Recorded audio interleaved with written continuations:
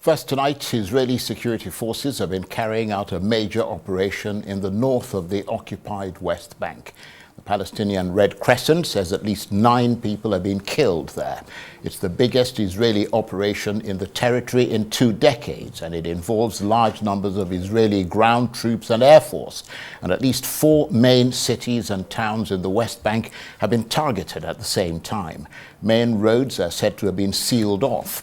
Correspondents say this Israeli military operation is significant not only in its size, but also in the language being used to describe it. The Foreign Minister, Israel Katz, described the situation there as a war that must be won. He said Israel must deal with threats in the West Bank just as it had in Gaza.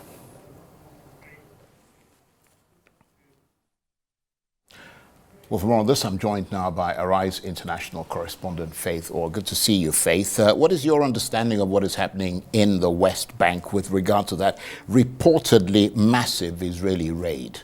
I mean, massive is the word here. This is the largest assault in the West Bank by Israeli forces in 2 decades, since 2002 to be exact. Now, it's being carried out in the northern part of the occupied West Bank, in Jenin, in Tulkarem and in Tulbas. There were hundreds of soldiers on the ground. They were supported by armed drones, by bulldozers, by fighter jets, as well as the 9 people that we know are confirmed dead. There are many, many more wounded, and we have heard from the Red Crescent that they are struggling to get near the injured because Israeli forces are preventing ambulances from reaching those wounded people. Now, there's about 80,000 Palestinians living in the areas where these operations are continuing. So I think it's possible, fair to say, that we can expect more deaths and more injuries as a result of these operations. And, I mean, this has been described, as you said, the largest Israeli assault on the West Bank since 2002. What have the Israelis been saying about the extent of the operation? I mean, they have acknowledged the extent of it. What they have said is that the 9 people who have been killed, they've described them as armed terrorists who pose a threat to the security forces. They also claim to have arrested a number of what they're describing as wanted suspects in Jenin and Tulkarem, while they say that in a refugee camp they have confiscated explosives which have been planted under a road. We have heard from army sources as well that the operation is expected to continue for several days. Now, we know that the arrests and the deaths have been confirmed from both sides. Hamas, for instance, says that 6 of their fighters have been killed. Other armed groups in the area have confirmed that they are fighting with Israeli forces. Of course, they aren't describing themselves as terrorists. They say that they are defending their homes from this Israeli incursion. And the Israelis say the Iranians have been, in their words, pumping in weapons through Jordan into the north of the West Bank, and that if Israel doesn't stop that from happening, then very soon there'll be strategic weapons introduced into that area. What evidence is there that Iran is doing that?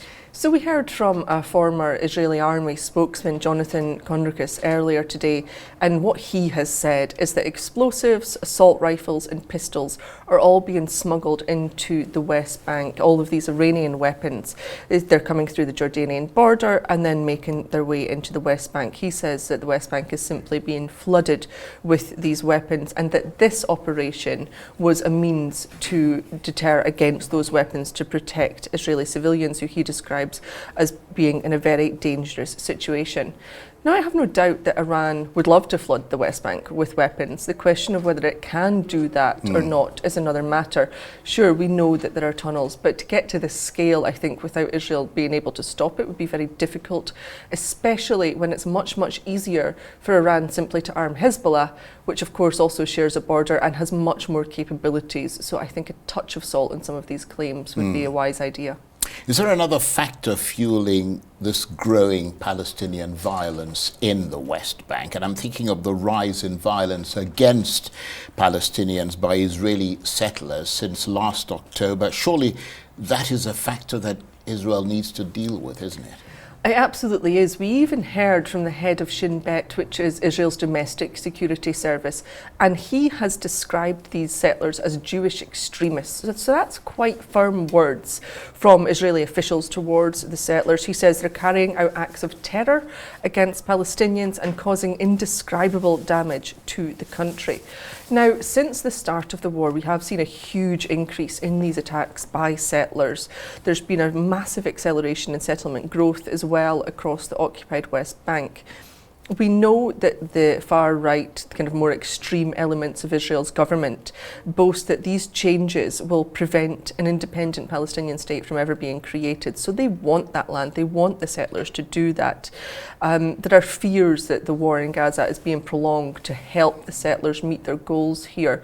So you have lots of concern around the settler action, the settler attacks, and the expansion of the settlements as well. And there does seem to be that divide in Israel of whether to deal with it or whether to encourage it. And we heard this warning coming from the Israeli foreign minister saying they intend to address the terror threat in the West Bank with the same determination used in Gaza, including the temporary evacuation of Palestinian residents. I mean, that sounds like they're opening up another major front in this war. It does indeed. Israel Katz, the foreign minister, has said that this is a war for everything and we must win it. I mean, that does sound like Israel wants the whole of the West Bank for itself, the way that they have repeatedly said they want the whole of Gaza for themselves. We have heard from some Palestinians saying that accusing Israel of wanting to ethnically cleanse the West Bank, accusing them of destroying so much infrastructure so as to make the West Bank unlivable so that people are forced to leave. They're destroying water supplies, for instance, energy supplies.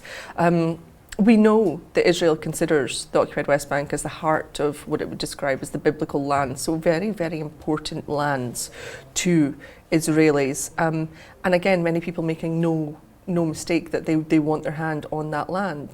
Now, the raids have more than tripled since the war. They were ongoing anyway. They were roughly daily since about 2022. But the Israeli raids in the West Bank have trebled since the war. And as I say, it's causing huge amounts of damage. And now we are hearing that they want Palestinians to evacuate, which of course is what they're told to do in Gaza. The problem there is if people evacuate, they will not be allowed to return. Is there a possibility here that Israel simply will have taken more than it can cope with?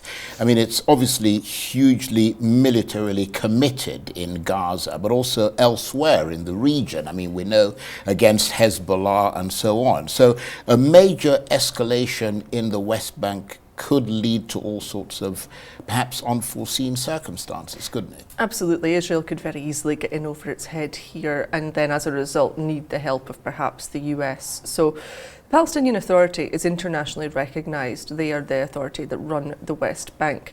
Taking them on isn't like taking on Hamas. They are not viewed as terrorists. They are viewed as, you know, the rightful government of that area. The problem in the West Bank is that many of the youth do not believe that the Palestinian Authority is looking out for their own interests anymore. So they will absolutely fight back against Israeli incursions. If those Iranian weapons are making it in, that will make it even more difficult for Israel.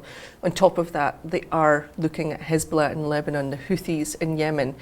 Iran itself, the government, we are waiting for retaliation from Iran.